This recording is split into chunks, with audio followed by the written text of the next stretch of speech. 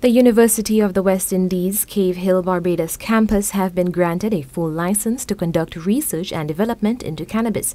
With the receipt of this license, Cave Hill is now poised to reap the benefits of applied research and also pursue entrepreneurial opportunities. Dean of the Faculty of Medical Sciences, Dr. Damien Cahall, highlighted new opportunities for Cave Hill to tap into the growing and transformative cannabis industry in the region and globally.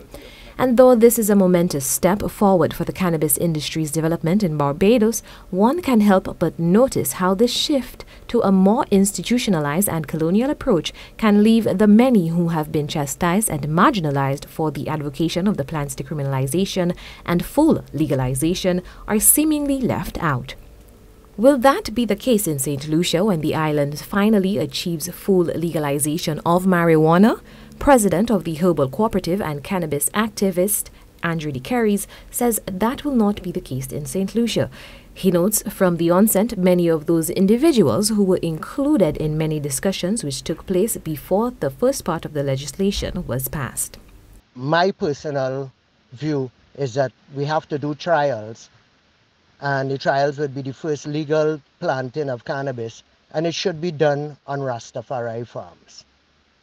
Barbados is taking the colonial approach. They have kept the major stakeholders, the people who have been growing ganja and risking their lives, the people who have been selling ganja and risking their lives, and they've kept them out of the loop. And now people who don't even know about ganja and who are totally happy with the way the law is are the ones now running the show.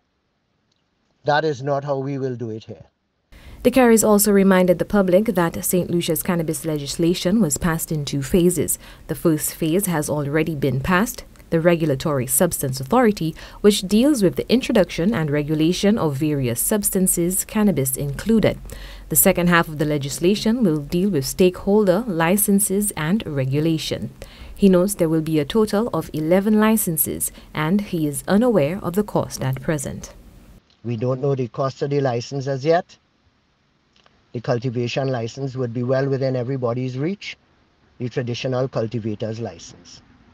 And then the licenses for cultivation would go up in tiers from 1 to 5 acres or from 1 to 3 acres, from 3 to 10, from 10 to 30, from 30 to, I don't know, but in parcels like that. And the license fee would reflect the size of the plantation. That part of the bill would be dealing with the regulations, meaning all the regulations involved in the growing, in the selling, in the transportation, in the research, in the development of the whole industry. And those regulations are being developed as we speak. So that bill should be passed by March. After that, it's to actually now start the industry. De Carries also notes, despite the advancements being made with marijuana and legislation in the region, he assures St. Lucia is in no way being left behind. Nothing happens before its time. We could have been first, and our legislation would have been just as strong. In hindsight, having Jamaica, Antigua, and St. Vincent go forward with their legislation sort of gave us an array of templates that we may look at.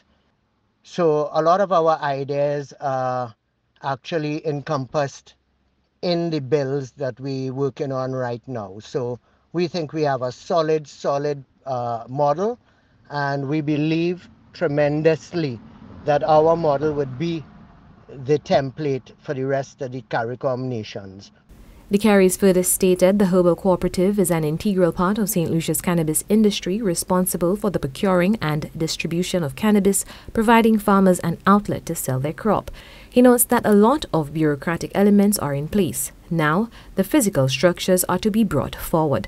At present, the Herbal Cooperative has 44 members.